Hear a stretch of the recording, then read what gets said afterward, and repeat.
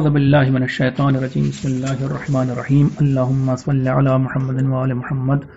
مومنین سلام علیکم، میں ہوں سید شاہد حسین میثم ننہروی اور پروگرام ہے کام کی بات۔ آج ہم قرآن مجید کے 17ویں پارے یعنی 17th پارٹ کی چنندہ آیات کو ڈسکس کرنے جا رہے ہیں۔ یہ پارہ شروع ہوتا ہے ایک نئے سورے سے یعنی سورہ انبیاء سے۔ سورہ انبیاء آیت نمبر 1، لوگوں کے لیے حساب یعنی قیامت کا وقت آ پہنچا ہے پھر بھی وہ غفلت میں پڑے ہیں، یعنی ہمیں بتایا جا رہا ہے کہ قیامت بہت نزدیک ہے، آ پہنچی ہے، پھر بھی تم لوگ غافل ہو۔ انبیاء آیت نمبر 2، لوگوں کا حال تو یہ ہے کہ جب بھی ان کے پاس کوئی نئی نصیحت آتی ہے تو اسے کان لگا کر سنتے ہیں مگر پھر کھیل کھلواڑ میں لگ جاتے ہیں۔ بات دراصل یہ ہے کہ ان کے دل غافل ہو چکے ہیں۔ ہم اپنے بارے میں سوچیں، واقعاً قرآن کی ہر آیت ایک نئی نصیحت ہوتی ہے، ہم سنتے بھی ہیں مگر ہم پر اثر نہیں پڑتا، اس کا مطلب ہم غافل ہیں۔ انبیاء آیت نمبر 3، کافر لوگ دوسروں سے کہتے تھے کہ یہ محمد تو تم جیسا ایک انسان ہے، تو پھر کیا تم اس کے جادو کے پاس جاؤ گے؟ یہ آیت گواہ ہے کہ کافر لوگ حضرت محمد صلی اللہ علیہ وآلہ وسلم کو جادوگر اور قرآن کو جادو کہا کرتے تھے۔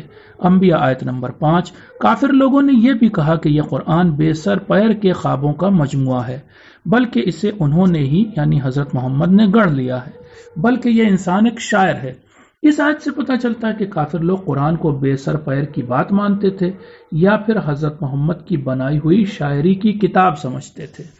انبیاء آیت نمبر 7، اے محمد، ہم نے آپ سے پہلے بھی مردوں کو ہی اپنا پیغمبر بنا کر بھیجا تھا کہ جن کے پاس ہم اپنا خاص پیغام بھیجا کرتے تھے۔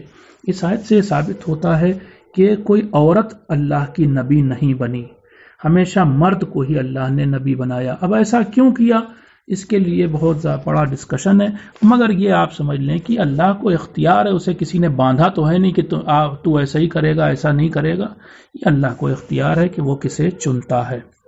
انبیاء آیت نمبر 7، اے لوگوں، اگر تم کوئی بات نہیں جانتے ہو تو اہل ذکر سے پوچھو۔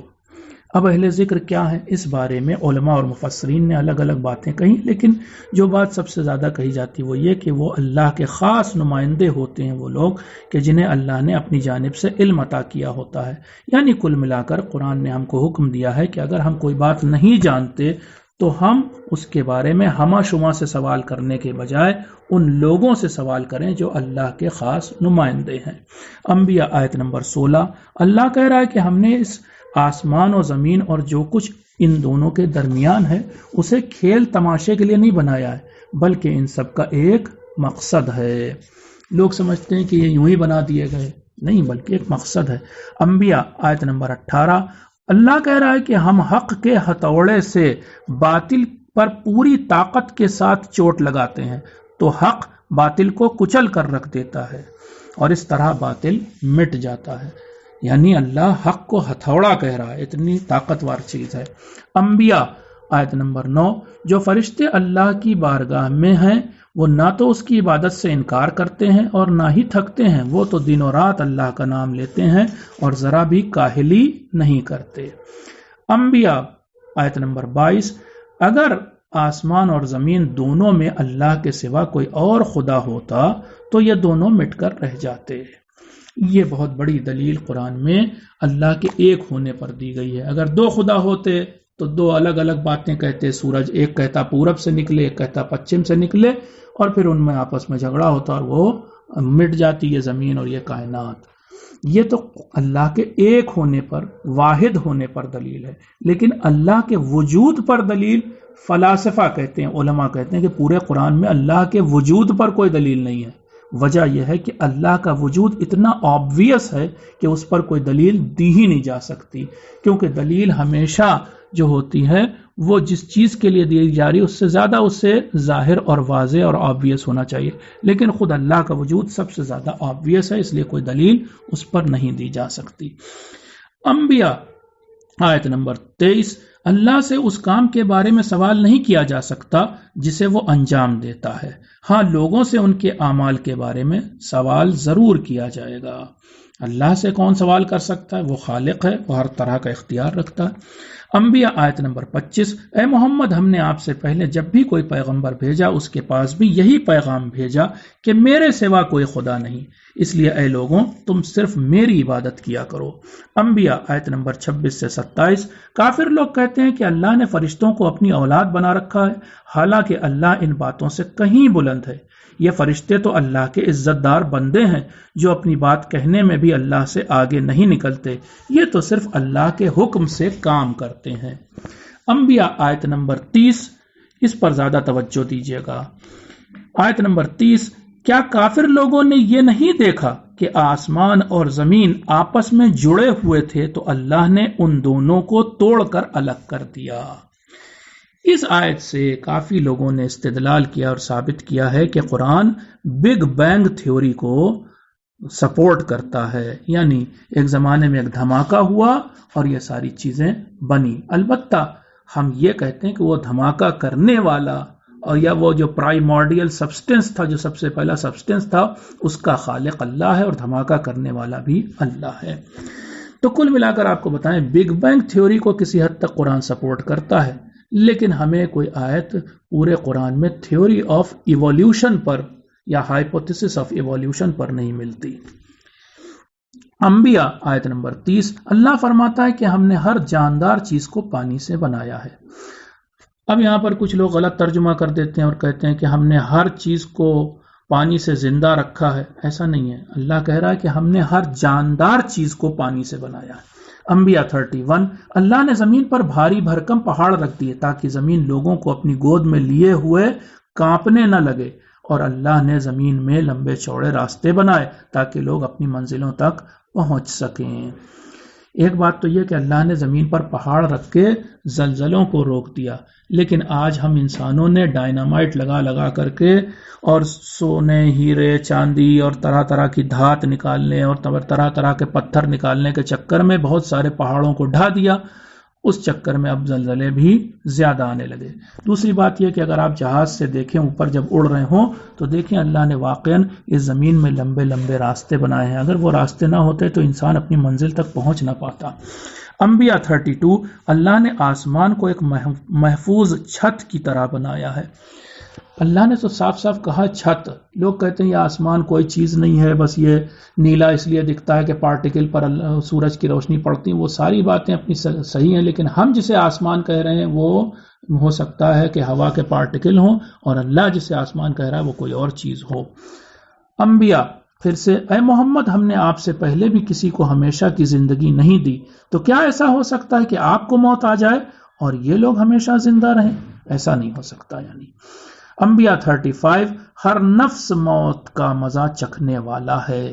یہ آیت پہلے بھی اس طرح سے آ چکی ہے، کل نفس ذائقۃ الموت، اور ہم نے بتایا تھا کہ اس آیت میں یہ نہیں کہ ایک دن مزہ چکھے گا، بلکہ ہر لمحہ ہر لہجہ ہم موت کا مزہ چکھ رہے ہیں اور ہمیں ہر لمحہ حیات نئی مل رہی ہے۔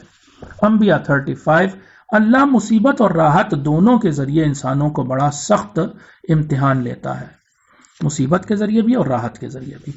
انبیاء 36، انسان تو بڑا جلد باز پیدا کیا گیا ہے۔ واقعاً ہم جلد باز ہیں، فیل کرتے ہیں، ہم دعا مانگتے ہیں سوچتے ہیں فوراً پوری ہو جائے گی، ہم بیج لگاتے ہیں کھیت میں ہم سوچتے ہیں کہ کل پھل مل جائے، اور آج کا انسان تو کوئک منی یعنی جلدی سے پیسہ حاصل کرنے کے چکر میں نہ معلوم کتنے جرم انجام دیتا ہے۔ انبیاء 37، اگر کافر لوگ وہ وقت جان لیتے جب وہ اتنے بے بس ہوں گے کہ جہنم کی آگ کو نہ تو اپنے چہروں سے دور کر پائیں گے اور نہ ہی اپنی پیٹھ سے ہٹا سکیں گے اور نہ ہی ان کی کوئی مدد کی جائے گی۔ میں یہاں پر بات کو روک کر کہوں کیونکہ ان جہنمی لوگوں کے ہاتھ پیٹھ کی طرف بندھے ہوں گے، اس لیے وہ اپنے چہرے سے نہ تو آگ کو ہٹا پائیں گے اور نہ ہی اپنی پیٹھ سے آگ کو ہٹا پائیں گے۔ سچ تو یہ ہے کہ قیامت اچانک آئے گی، نتیجے میں وہ بدحواس ہو جائیں گے، اس وقت نہ تو وہ اسے پھیر سکیں گے اور نہ ہی انہیں کوئی مہلت دی جائے گی۔ انبیاء 44، کیا لوگ یہ نہیں دیکھتے کہ اللہ اس زمین کو چاروں طرف سے لگاتار گھٹاتا چلا جا رہا ہے؟ یہ آیت ایک بار پہلے بھی آ چکی اور اسی مفہوم کی آیت پھر آئی۔ زمین کا جو گلوب ہے، جو کرۂ ارض ہے، اس کو اللہ دھیرے دھیرے چاروں طرف سے گھٹا رہا ہے۔ اس کا کیا معنی ہے یہ واقعا سائنس کی ایک تحقیق کی ضرورت ہے، ایک تھیم ہے ریسرچ کے لیے۔ انبیاء 45 بہرا انسان تو اللہ کے پیغمبر کی پکار کو بھی نہیں سنتا۔ اس کا مطلب یہ ہوا کہ وہ انسان بہرا نہیں اللہ کی نگاہ میں جو عام طور سے نہیں سنتا، بلکہ جو سچ کی بات یا سچے پیغام کو نہیں سنتا وہ بہرا ہے۔ انبیاء 47 اللہ اعلان کر رہا ہے کہ قیامت کے دن ہم انصاف کا ترازو لگا دیں گے، نتیجے میں کسی کے ساتھ ذرا بھی زیادتی نہیں کی جائے گی، اور اگر رائی کے دانے کے برابر بھی کسی نے نیکی یا برائی کی ہوگی تو اسے حاضر کرے گا اللہ۔ انبیاء 49 متقین یعنی اللہ والے لوگ وہ ہوتے ہیں جو اللہ کو دیکھے بغیر اس سے ڈرتے ہیں، انہیں قیامت کے حساب و کتاب کا بھی بڑا خوف ہوتا ہے۔ انبیاء آیت نمبر 50 یہ قرآن بڑی برکت والی نصیحت ہے، تو کیا تم لوگ اس کا بھی انکار کر دو گے؟ انبیاء 52 سے 69 کئی آیتیں ایک ساتھ۔ یاد کرو اس وقت کو جب ابراہیم نے اپنے منہ بولے باپ اور اپنی قوم والوں سے کہا تھا کہ یہ بت کیا ہیں جن کی تم پوجا کرتے ہو؟ تو ان لوگوں نے جواب دیا کہ ہم نے اپنے باپ داداؤں کو انہی کی پوجا کرتے پایا ہے۔ یہ سن کر ابراہیم نے کہا تم اور تمہارے باپ دادا سب کے سب کھلی ہوئی گمراہی میں پڑے ہو۔ وہ لوگ کہنے لگے اے ابراہیم تم اپنی بات کی کوئی دلیل بھی لائے ہو یا بس یوں ہی دل لگی کر رہے ہو؟ ابراہیم نے کہا میں سچ کہہ رہا ہوں، تمہارا رب تو بس وہی ہے جو آسمانوں اور زمین کا رب ہے اور جس نے انہیں بنایا ہے، اور میں خود بھی اس بات کا گواہ ہوں۔ مگر قوم والوں نے ہٹ دھرمی دکھاتے ہوئے ابراہیم کی بات ماننے سے انکار کر دیا۔ اس پر ابراہیم نے ان سے کہا اللہ کی قسم میں تمہارے پیٹھ پھیر کر چلے جانے کے بعد تمہارے بتوں کے ساتھ ضرور ایک چال چلوں گا۔ پھر جب وہ لوگ اپنے تیوہار کے دن بستی سے چلے گئے تو ابراہیم نے سوائے ان میں سے بڑے بت کے تمام بتوں کو توڑ کر چکنا چور کر دیا تاکہ شاید ان لوگوں کو ہوش آ جائے۔ بہرحال جب وہ لوگ واپس لوٹے اور انہوں نے اپنے بتوں کو ٹوٹا پھوٹا دیکھا تو کہا ہمارے بتوں کا یہ حال کس نے کیا؟ ایسا کرنے والا ضرور ظالموں میں سے ہوگا۔ پھر کچھ لوگوں نے کہا ہم نے ایک جوان کو ان بتوں کی بات کرتے سنا تھا، اس جوان کو ابراہیم کہا جاتا ہے۔ اتنا سنتے ہی انہوں نے کہا اس جوان کو تمام لوگوں کے سامنے لاؤ تاکہ اسے سزا دی جائے اور اسے سب دیکھیں۔ پھر جب ابراہیم کو لایا گیا تو ان لوگوں نے پوچھا اے ابراہیم کیا ہمارے بتوں کے ساتھ تم نے یہ برتاؤ کیا ہے؟ جواب میں جناب ابراہیم نے کہا بلکہ یہ کام تو ان میں کے سب سے بڑے نے کیا ہے، اس لیے تم انہی بتوں سے پوچھ لو اگر یہ تمہارے سوال کا جواب دے سکیں تو۔ اتنا سنتے ہی وہ لوگ اپنی طرف پلٹے، یعنی انہیں اپنے غلط ہونے کا احساس ہو گیا۔ وہ ایک دوسرے پر الزام لگاتے ہوئے کہنے لگے بے شک تم لوگ ہی ظالم ہو۔ مگر اتنی سب باتوں کے باوجود ان کی عقلیں اوندھی ہی رہیں، یعنی وہ پھر بھی ایمان نہ لائے۔ البتہ وہ ابراہیم سے اتنا ضرور بولے کہ آپ تو جانتے ہیں کہ یہ بت بولتے نہیں۔ اس پر ابراہیم کو موقع مل گیا اور وہ بولے کیا تم لوگ ان بتوں کی پوجا کرتے ہو جو نہ تمہیں ایک ذرہ فائدہ پہنچا سکتے ہیں اور نہ نقصان؟ وائے ہو تم پر اور تمہارے ان خداؤں پر جن کی پوجا تم اللہ کو چھوڑ کر کرتے ہو۔ کیا تم لوگ عقل کا استعمال بھی نہیں کرتے؟ اس پر تو قوم والے بپھر گئے اور کہنے لگے پکڑ لو اس جوان کو اور اسے آگ میں ڈال دو، اور ایسا کر کے تم لوگ اپنے خداؤں کی مدد کرو گے۔ پھر جب ان لوگوں نے ابراہیم کو آگ میں ڈالا تو اللہ نے آگ سے کہا اے آگ ابراہیم پر ٹھنڈی ہو جا اور ان کے لیے سلامتی بن جا۔ اس کے بعد میں نے انبیاء کی آیت نمبر 78-79 کو چنا ہے۔ اس میں کہا جا رہا ہے حضرت داؤد اور حضرت سلیمان کا واقعہ بھی یاد کرنے لائق ہے۔ جب وہ دونوں ایک کھیت کے بارے میں فیصلہ کر رہے تھے کہ جس میں رات کے وقت کچھ لوگوں کی بکریاں گھس گئی تھیں، اس وقت اللہ ان کے فیصلے کو دیکھ رہا تھا۔ اللہ نے اس مقدمے کا فیصلہ سلیمان یعنی بیٹے کو بتا دیا تھا۔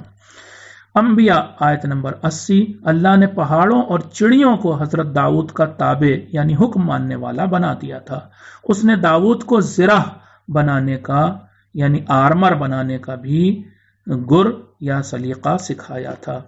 انبیاء 81-82 اللہ نے آندھی کو حضرت سلیمان کا تابع بنا دیا تھا، پھر تو وہ ان کے حکم سے اس سرزمین کی طرف چلا کرتی تھی جسے اللہ نے پاک بنایا تھا۔ اس کے علاوہ اللہ نے ان جنات کو سلیمان کا تابع بنا دیا تھا جو سمندر میں غوطہ لگاتے تھے اور جواہرات نکالتے تھے یا پھر دوسرے کاموں کو انجام دیا کرتے تھے۔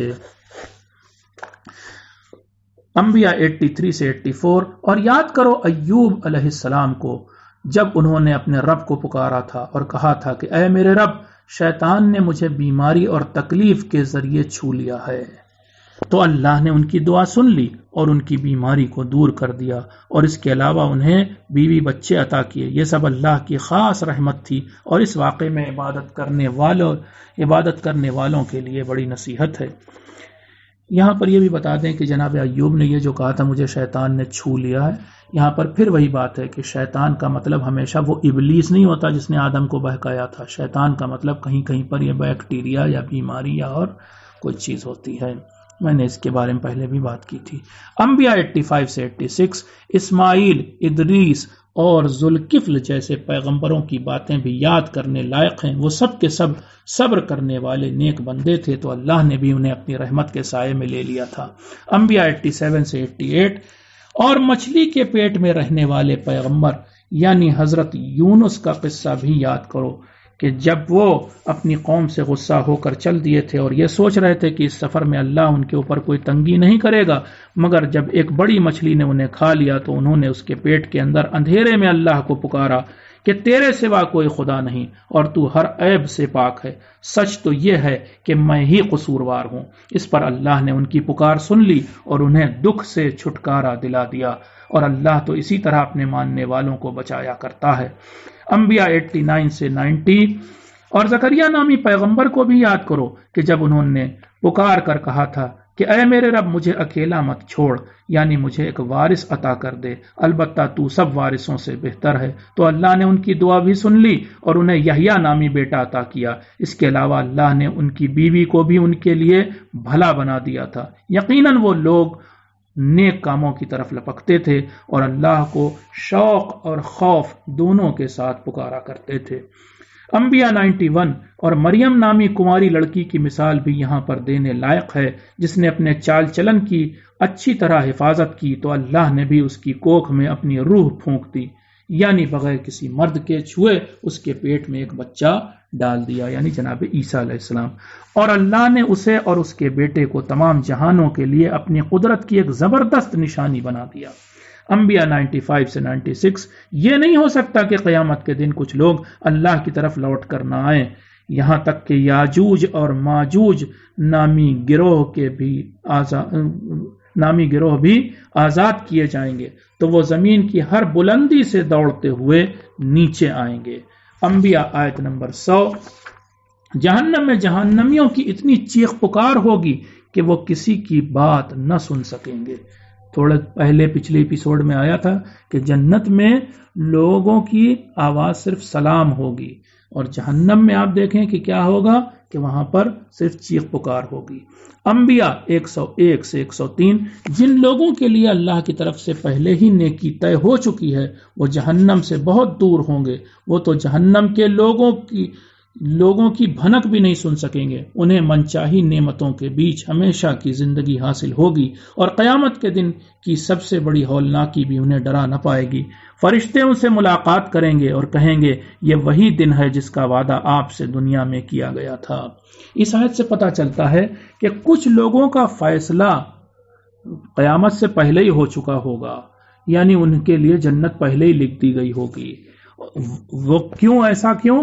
کیونکہ وہ اتنے پاک رہے ہوں گے کہ انہوں نے کوئی دنیا میں کوئی گناہ یا غلطی کی ہی نہیں ہوگی، تو فیصلے کا انتظار کی پھر کیا ضرورت؟ یا پھر وہ لوگ کہ جن کا ہر گناہ مرتے دم اللہ معاف کر دے گا، جیسے کہ شہداء یا شہید لوگ کہ جن کے خون کے قطرے کے پہلا قطرہ گرتے ہی اللہ ان کے تمام گناہوں کو معاف کر دیتا ہے۔ سورہ انبیاء کی 104 نمبر آیت کو آپ کے سامنے سب سے پہلے پیش کر رہا ہوں۔ قیامت کے دن اللہ آسمان کو یوں لپیٹے گا جیسے لکھے ہوئے خط کو لپیٹا جاتا ہے۔ اس زمانے میں کاغذ آپ دیکھتے تھے کیسے خط لپیٹا جاتا تھا، اور جس طرح اللہ نے پہلی بار کائنات کو شروع کیا تھا اسی طرح وہ اسے دہرائے گا، یعنی اول تو آسمان لپیٹا جائے گا کاغذ کی طرح اور پھر کائنات کو دہرایا جائے گا۔ انبیاء آیت نمبر 105، اللہ نے زبور نامی کتاب میں نصیحت کے بعد لکھ دیا تھا کہ آخر میں اس زمین کے وارث اس کے نیک بندے ہوں گے۔ اب وہ نیک بندے کون ہیں؟ تفسیر میں آیا ہے کہ حضرت امام زمان علیہ السلام اور ان کے ساتھی ہوں گے کہ جو اس زمین کے آخر میں وارث بنیں گے۔ انبیاء آیت نمبر 107، اے محمد ہم نے آپ کو تمام جہانوں کے لیے صرف اور صرف رحمت بنا کر بھیجا ہے۔ وما ارسلناک الا رحمتا للعالمین، یہ آیت جو آپ سنتے رہتے ہیں۔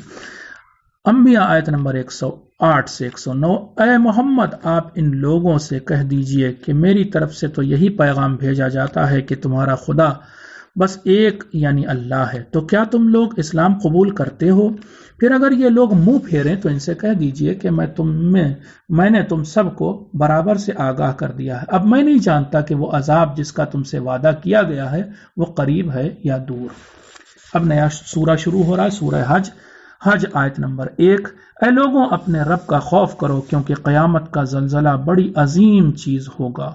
اس دن تم دیکھو گے کہ ہر دودھ پلانے والی ماں اپنے بچے کو دودھ پلانا بھول جائے گی، اور ہر وہ ماں جس کے پیٹ میں بچہ ہوگا وہ ڈر کے مارے اپنے بچے کو گرا دے گی، اور لوگ تمہیں اس دن نشے میں نظر آئیں گے، حالانکہ وہ نشے میں نہیں ہوں گے بلکہ خدا کا عذاب بہت سخت ہوگا۔ حج آیت نمبر 5، اے لوگوں اگر تمہیں مرنے کے بعد اپنے زندہ کیے جانے کے بارے میں شک ہے تو جان لو کہ ہم نے تمہیں پہلی بار بھی مٹی سے بنایا تھا، اور پھر اس سے تمہیں نطفہ یعنی وہ گندا اور نجس پانی جو انسان سے نکلتا ہے، پھر اس سے تمہیں نطفہ بنا دیا، اور پھر تمہاری ماں کی کوکھ میں تمہیں جمع ہوا خون، پھر گوشت کا پورا سڈول لوتھڑا یا پھر ادھورا لوتھڑا بنا دیا۔ یہ سب ہم نے اس لیے کیا تاکہ تم پر اپنی قدرت ظاہر کر دیں۔ تم میں سے کچھ وہ ہیں جن کو جوانی میں ہی موت دے دی جاتی ہے، اور کچھ وہ ہوتے ہیں جنہیں ناکارہ زندگی یعنی بڑھاپے تک زندہ رکھا جاتا ہے تاکہ وہ یہ دیکھ لیں کہ سب کچھ جاننے کے بعد بھی وہ کچھ نہیں جانتے۔ حج آیت 8 نمبر سے لے کر 9 نمبر تک، اور لوگوں میں ایسے بھی ہیں جو بغیر کسی علم و دلیل کے، بغیر کسی روشن کتاب کے تم سے اللہ کے بارے میں بحث کرتے ہیں۔ ایسے لوگ گھمنڈ سے اپنی گردن کو مروڑے رہتے ہیں تاکہ لوگوں کو اللہ کی راہ سے ہٹا سکیں۔ ایسے لوگوں کے لیے دنیا میں تو بڑی ذلت ہے ہی، آخرت میں بھی جلا دینے والا عذاب ہوگا۔ حج آیت نمبر 11 سے 12، اور لوگوں میں کچھ ایسے بھی ہیں جو صرف زبان سے اللہ کی عبادت کرتے ہیں اور دل سے اسے نہیں مانتے۔ ایسے لوگ مشکل کے وقت اللہ کو چھوڑ کر اسے پکارتے ہیں، اس جھوٹے خدا کو پکارتے ہیں جو نہ فائدہ پہنچا سکتا ہے اور نہ ہی نقصان۔ حج آیت نمبر 15، جو آدمی غصے میں آ کر یہ سوچنے لگتا ہے کہ اللہ اس کی دنیا اور آخرت میں مدد نہیں کرے گا، اسے چاہیے کہ آسمان سے ایک رسی لٹکائے اور اپنے گلے میں پھندا ڈال کر اس رسی کو کاٹ دے، اور پھر دیکھے کہ کیا اس کی یہ ترکیب اسے اس چیز سے چھٹکارا دلا پائی جو اس کے غصے کی وجہ بن رہی تھی۔ یعنی کل ملا کر کے اگر تمہیں شک ہے کہ اللہ تمہاری مدد نہیں کرے گا تو تم اپنے ہی حساب لگا کے دیکھو تمہاری مدد ہوتی ہے کیا۔ حج آیت نمبر 19 سے 22، جو لوگ کافر ہو گئے یعنی جنہوں نے اللہ کا انکار کر دیا، ان کے لیے قیامت میں بھی آگ کے کپڑے کاٹے جائیں گے، اور ان کے سر کے اوپر کھولتا پانی انڈیلا جائے گا۔ ان کو مارنے کے لیے لوہے کے ہتھوڑے ہوں گے۔ جب بھی وہ جہنم سے بھاگنا چاہیں گے انہیں واپس پلٹایا جائے گا اور کہا جائے گا کہ آج جھلسا دینے والی آگ کا مزہ چکھو۔ حج آیت نمبر 26 سے 28، یاد کرو اس وقت کو جب ہم نے ابراہیم کے لیے اپنے گھر یعنی کعبے کی جگہ ظاہر کر دی تو ان سے کہا کہ تم کسی کو میرا شریک نہ بنانا، یعنی میرے سوا کسی اور کی عبادت نہ کرنا، اور میرے گھر کعبے کو طواف، قیام، رکوع اور سجدہ کرنے والوں کے لیے پاک اور صاف ستھرا رکھنا۔ اس کے ساتھ ہی تم لوگوں کو حج کے لیے آواز دو، تم دیکھو گے کہ وہ تمہارے پاس پیدل اور یہاں تک کہ دبلی اور مریل سواریوں پر دور دراز سے چلے آ رہے ہیں۔ یعنی جناب ابراہیم کی آواز میں اتنی طاقت ہوگی، اعلان میں اتنی طاقت ہوگی کہ لوگ گرتے پڑتے حج کرنے پہنچیں گے، اور ہو رہا ہے آج تک ایسا، تاکہ وہ اپنے دنیا اور آخرت کے فائدوں کو حاصل کر سکیں۔ ساتھ ہی اللہ نے جو چوپائے انہیں عطا کیے ہیں ان پر حج کے طے شدہ دنوں میں اللہ کا نام لے کر انہیں ذبح کر سکیں۔ حج آیت نمبر 28۔ اے مسلمانوں، قربانی کے گوشت میں سے تم بھی کھاؤ اور بھوکے محتاجوں کو بھی کھلاؤ۔ یہاں پر بات روک کے میں کہوں گا کہ جو لوگ یہ کہتے ہیں کہ صاحب قربانی کا گوشت صرف غریبوں میں بانٹ دینا چاہیے، ایسا نہیں ہے۔ قرآن کہہ رہا آپ تم خود بھی کھاؤ اور بھوکے محتاجوں کو بھی کھلاؤ۔ البتہ یہ نہیں کہ ہم اچھا اپنے لیے رکھ لیں اور برا دوسرے غریبوں میں بانٹیں۔ حج 29۔ مسلمانوں کو چاہیے کہ وہ سب سے پرانے گھر یعنی کعبے کا طواف کریں۔ حج 30۔ جو آدمی ان چیزوں کا احترام کرے گا جن کو اللہ نے محترم قرار دیا ہے تو اس کا یہ کام اللہ کی نگاہ میں اسی کے لیے بہتر ہوگا۔ حج آیت نمبر 30۔ اے مسلمانوں، تم ناپاک بتوں سے اور قول زور سے بہت دور رہو۔ اب یہاں پر قول زور کا کیا مطلب ہے؟ کچھ لوگوں نے کہا ہے کہ اس کا مطلب غلط بات، کچھ نے کہا کہ اس کا مطلب جھوٹ، کچھ نے کہا کہ اس کا مطلب گانا اور اس طرح کی چیزیں۔ حج آیت نمبر 32۔ یاد رکھو کہ جس شخص نے اللہ کی نشانیوں کا احترام کیا تو اس کا یہ کام دلوں کی پاکیزگی کا سبب بنے گا۔ یہاں پر عربی زبان میں شعائر کا لفظ استعمال ہوا ہے۔ شعائر کا مطلب اللہ کی نشانیاں، اور وہ خاص نشانیاں جن کو دیکھ کر کے اللہ یاد آتا ہو یا انسان اللہ سے قریب ہوتا ہو۔ تو اب ظاہر سی بات ہے ان نشانیوں میں امام حسین علیہ السلام بالکل طے شدہ ہے کہ وہ بھی اللہ کی نشانی تھے، اور ان کو دیکھ کر یا عزاداری کی چیزیں دیکھ کر ہمیں اللہ یاد آتا ہے۔ تو ہم یہ آیت پڑھ سکتے ہیں ان لوگوں کے سامنے کہ جو عزاداری کے بارے میں ہم سے آیت پوچھتے ہیں۔ آگے میں یہ بھی بتا دوں، آیت نمبر 36 میں آئے گا کہ اللہ کا یہ جو اونٹ ہے، جو قربانی جس کی حج میں دی جاتی ہے، وہ بھی شعائر اللہ میں ہے، یعنی اللہ کی نشانیوں میں۔ تو جب اونٹ کے جو ذبح کیا جاتا ہے وہ اللہ کی نشانی ہے اور اس کا ہمیں احترام کرنا چاہیے اور اس سے ہمارے دل مضبوط ہوتے ہیں، تو میں پوچھوں گا آپ سے کہ جو پیغمبر کا نواسہ ذبح کیا گیا، کیا وہ اللہ کی نشانیوں میں نہیں تھا؟ اور کیا اس کی وجہ سے یا اس کی یاد منانے سے ہمارے دل مضبوط نہیں ہوں گے اور ہمارے دل پاک نہیں ہوں گے؟ حج آیت نمبر 34۔ اللہ نے ہر امت کے لیے قربانی کا ایک طریقہ قرار دیا ہے تاکہ جو مویشی اللہ نے انہیں عطا کیے ہیں ان پر ذبح کے وقت وہ اللہ کا نام لیں۔ حج آیت نمبر 34 سے 35۔ اے محمد، آپ میرے ان گڑ گڑانے والے بندوں کو جنت کی خوشخبری دے دیے جن کے سامنے جب اللہ کا نام لیا جاتا ہے تو ان کے دل کانپنے لگتے ہیں، اور جب انہیں کوئی مصیبت پہنچتی ہے تو وہ صبر کرتے ہیں، وہ نماز کی پابندی کرتے ہیں، اور اللہ نے جو کچھ انہیں عطا کیا ہے وہ اس میں سے بانٹتے ہیں۔ کاش ہم ایسے ہو سکتے کہ ہم اللہ کا نام جب لیا جائے تو ہمارے دل کانپنے لگتے اور ہم صبر کرتے وغیرہ وغیرہ۔ حج آیت نمبر 36۔ اے مسلمانوں، جب اونٹوں کو نہر کیا جائے یعنی اونٹوں کو کاٹا جائے تو ان پر بھی اللہ کا نام لیا کرو۔ حج 37۔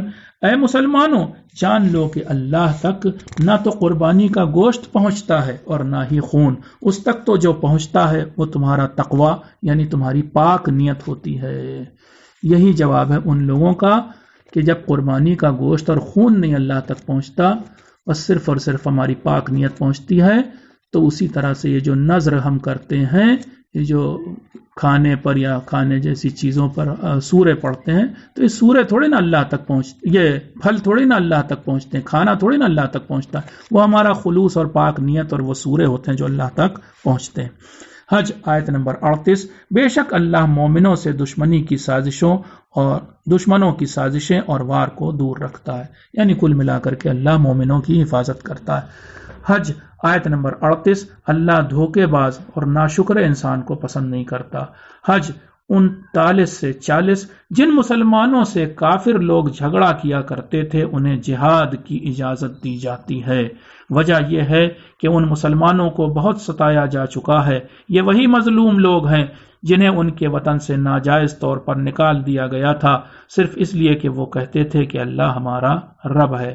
یہ وہ پہلی آیت ہے کہ جس میں مسلمانوں کو جہاد کی اجازت دی گئی تھی، جنگ کی اجازت دی گئی تھی۔ آپ کو معلوم ہے جب تک 13 سال تک پیغمبر مکے میں رہے نہ تو پیغمبر کو جنگ کی اجازت دی گئی تھی کافروں کے خلاف نہ مسلمانوں کو۔ جب وہ مدینہ آ گئے اور اس کے بھی 1 سال کے بعد تب کہیں اجازت ملی تھی کہ وہ اپنا دفاع یعنی ڈیفنس کر سکیں۔ اس آیت میں ڈیفنس کی بات کی جا رہی، اس میں بھی افینس کی اجازت نہیں ہے۔ حج آیت نمبر 40، اگر اللہ لوگوں میں سے کچھ کے ذریعے کچھ کا بچاؤ نہ کرتا تو ہر طرح کے عبادت خانے جیسے کہ گرجا گھر، سینیگاگ، آتش کدے اور مسجدیں کہ جن میں اللہ کا نام بہت لیا جاتا ہے سب کے سب ڈھا دیے جاتے۔ یہ اللہ کا نظام ہے کہ جب ایک ظالم بہت بڑھنے لگتا ہے تو دوسرے انسانوں کے ذریعے یا یہ دوسرے انسان کے ذریعے اس ظالم کو اللہ ختم کر دیتا ہے، اور ہم نے دیکھا کہ صدام کے مقابلے میں اللہ نے دوسرے کو یعنی بش کو کھڑا کر کے کیسے ختم کیا۔ حج آیت نمبر 40، جو آدمی اللہ کے دین کی مدد کرتا ہے اللہ بھی اس کی ضرور مدد کرتا ہے۔ حج 41، سچے دل سے اللہ کو ماننے والے لوگ وہ ہیں جنہیں اللہ اگر اس زمین پر حکومت دے دے تو وہ فوراً نماز کو قائم کرنے لگیں گے، زکوٰۃ کو ادا کریں گے، اچھے کاموں کی طرف لوگوں کو بلائیں گے اور برائیوں سے روکیں گے۔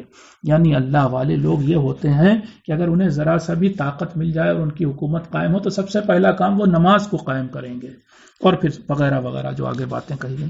حج 46، کیا لوگوں نے زمین پر ٹہل گھوم کر ان کھنڈہروں کو نہیں دیکھا جنہیں دیکھ کر ان کے دل ایسے ہو جاتے کہ وہ سچے پیغام کو سمجھنے لگتے اور کان ایسے ہو جاتے کہ وہ حق کی بات سننے لگتے، مگر حقیقت تو یہ ہے کہ ایسے لوگوں کی آنکھیں اندھی نہیں ہوتی بلکہ سینے میں رکھے دل اندھے ہو جاتے ہیں۔ حج 47، بے شک قیامت کا دن تمہارے رب کے نزدیک تمہاری گنتی کے حساب سے 1000 سال کے برابر ہوگا، یعنی کل ملا کر کے ہمارے 1000 سال اور اللہ کے سامنے جو قیامت کا دن ہے وہ 1 دن اور ہمارے 1000 سال برابر ہوں گے۔ حج 52، اے محمد اللہ نے آپ سے پہلے بھی جب بھی کوئی رسول بھیجا تو اس کے ساتھ یہ واقعہ پیش آیا کہ جیسے ہی اس نے کسی کو سیدھے راستے پر لگانے کی آرزو کی فوراً شیطان نے اس کی آرزو میں خلل یعنی رکاوٹ پیدا کر دی، مگر جو وسوسہ شیطان ڈالتا تھا اللہ اسے ملیا میٹ کر دیتا تھا، پھر اللہ اپنے پیغام کو اور بھی مضبوط بنا دیتا تھا۔ کل ملا کر کے ہر نبی کو بہکانے کی یا اس کے پیغام کو روکنے کی کوشش شیطان نے کی، مگر اللہ نے ایسا ہونے نہیں دیا اور اس کا پیغام انٹیکٹ رہا۔ حج 53 سے 54، اگر اللہ شیطان کو لوگوں کے دل میں وسوسہ ڈالنے دیتا تو وہ بھی اس لیے کہ وہ ان لوگوں کا امتحان لے سکے جن کے دل میں کفر، شرک اور منافقت وغیرہ کی بیماری ہے، اور جن کے دل بڑے سخت ہیں اور کسی کی مصیبت دیکھ کر بھی پسیجتے نہیں، اور اس لیے بھی کہ وہ لوگ جنہیں خدائی کتابوں کا علم دیا گیا ہے یہ جان لیں کہ قرآن اللہ کی طرف سے بھیجی ہوئی کتاب ہے۔ کل ملا کر کے اللہ جو شیطان کو بہکانے دیتا ہے وہ اس لیے کہ وہ لوگوں کا امتحان لینا چاہتا ہے۔ حج 54، کافر لوگ ہمیشہ قرآن کے بارے میں شک کرتے رہیں گے کہ یہ اللہ کی بھیجی کتاب ہے یا نہیں، یہاں تک کہ قیامت آ پہنچے گی۔ حج 58، جن لوگوں نے اللہ کی راہ میں اپنا وطن چھوڑا اور پھر شہید ہو گئے یا اپنی موت مر گئے انہیں اللہ ضرور بہت اچھی روزی یعنی روحانی رزق عطا فرمائے گا، وہ انہیں ایسی جگہ پہنچا دے گا کہ وہ پوری طرح سے راضی ہو جائیں گے یعنی جنت۔ حج 61، اللہ رات کو دن میں داخل کرتا ہے اور دن کو رات میں داخل کرتا ہے۔ اس آیت پر ریسرچ کی بہت ضرورت ہے کہ یہاں پر داخل کرنے کا مطلب کیا ہے، دن کو رات میں اور رات کو دن میں۔ حج 62، بس اللہ ہی سچا ہے، اس کے سوا لوگ جن خداؤں کو پکارتے ہیں وہ سب جھوٹے ہیں۔ حج 65، اے انسانوں کیا تم نے نہیں دیکھا کہ جو کچھ زمین میں ہے اللہ نے اسے تمہارے قابو میں دے دیا ہے، اور یہاں تک کہ اس ناؤ کو بھی جو پانی میں اس کے حکم سے تیرتی ہے۔ حج 66، اس میں شک نہیں کہ انسان بڑا ناشکرا ہے۔ حج 67، اللہ نے ہر امت کے لیے ایک طریقہ طے کر دیا ہے جس پر وہ چلتی رہتی ہے، تو پھر کافروں کو مسلمانوں سے جھگڑنا نہیں چاہیے۔ حج 67 اے محمد آپ یقیناً سیدھے راستے پر ہیں۔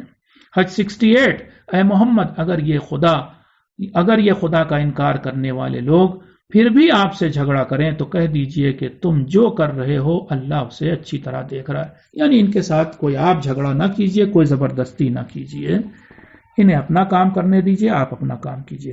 حج 72 73 اے لوگوں تمہیں ایک مثال دی جا رہی ہے تو اسے غور سے سنو، دیکھو جو لوگ اللہ کو چھوڑ کر کسی اور کو پکارتے ہیں ان کے وہ خدا مکھی تک پیدا نہیں کر سکتے، چاہے وہ سارے خدا ایک ساتھ جمع ہو جائیں، اور اگر مکھی ان کے ہاتھ سے کوئی چیز لے اڑے تو وہ اس کو مکھی کے منہ سے چھڑا بھی نہیں سکتے۔ سچ ہے کہ مانگنے والا انسان اور جن سے مانگا جاتا ہے یعنی جھوٹے خدا دونوں ہی بڑے کمزور ہیں۔ واقعاً انسان آج بھی اتنی طاقت ہونے کے بعد اس بات پر قادر نہیں کہ جو چیز مکھی اپنے منہ میں لے کے اڑ گئی اسے وہ مکھی کے منہ سے نکال سکے۔ حج 75 پیغام پہنچانے کے لیے اللہ اپنے فرشتوں میں سے کچھ کو ہی چنتا ہے اور انسانوں میں سے بھی بس کچھ کو۔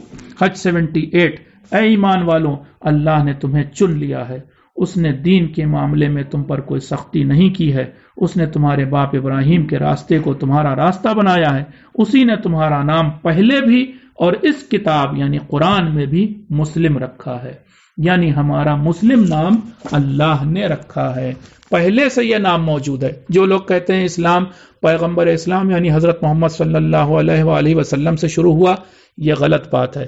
اسلام حضرت آدم کے زمانے سے تھا اور مسلم بھی پہلے دن سے موجود ہیں اس دنیا میں۔ میری بات یہیں ختم ہوتی ہے، انشاءاللہ اگلا پارہ لے کر کے پھر حاضر ہوں گے، تب تک کے لیے آپ سے التماس دعا کہتا ہوں، والسلام علیکم ورحمۃ اللہ وبرکاتہ۔